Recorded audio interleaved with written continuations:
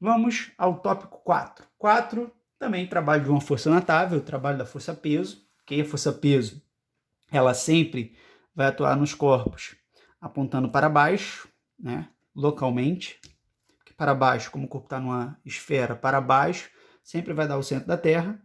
Então, como é que a gente pode calcular o trabalho da força-peso? A gente tem aqui dois casos. Caso 1, se o corpo estiver descendo.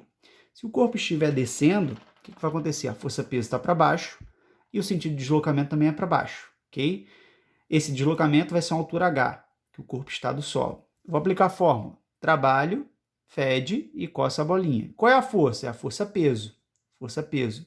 Que distância esse corpo vai percorrer? H. Qual é o ângulo entre a força-peso e a direção de deslocamento? Elas são paralelas, portanto o ângulo é zero. Cosseno de zero vai dar quanto? Vai dar 1, ok? Vou botar 1 aqui, ó. 1. Então vai ser peso vezes H vezes 1. Peso vezes H vezes 1. Cadê o peso? Você vai lembrar que o peso é igual ao produto da massa vezes a gravidade, ok? Então, o trabalho da força-peso, quando um corpo está descendo, é mgh, massa vezes gravidade vezes a altura que ele está em relação ao solo, ok? Se o corpo estiver subindo, o sentido do deslocamento muda em relação a ele estar descendo, ok? E a força-peso continua para baixo. Então, se você observar, qual vai ser o ângulo entre o deslocamento e o peso? Elas estão em sentidos contrários, então esse ângulo vai ser 180 graus. Então, vamos ver o que acontece. Trabalho, fede, coça a bolinha. Força vai ser o peso. A distância vai ser a própria altura, que eu não mudei aqui, vezes o cosseno do ângulo entre o peso e o deslocamento. Estão em sentidos contrários, ok? Então, eles estão opostos por 180 graus. Cosseno de 180 vai dar menos 1. Então, a gente tem menos mgh.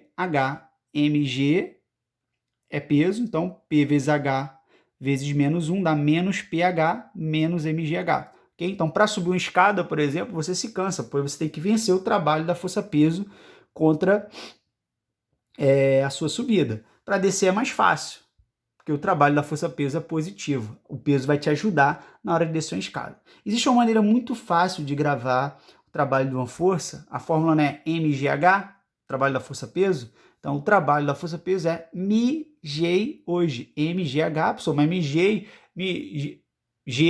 com j, não tem problema. mgh, mg hoje, mg hoje. Desce positivo, sobe negativo, ok?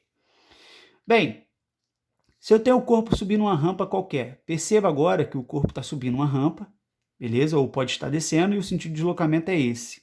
Então, o trabalho fede coça a bolinha. Qual vai ser o cosseno entre o peso e a distância? O ângulo entre o peso e a distância é esse aqui, que é o mesmo desse por geometria.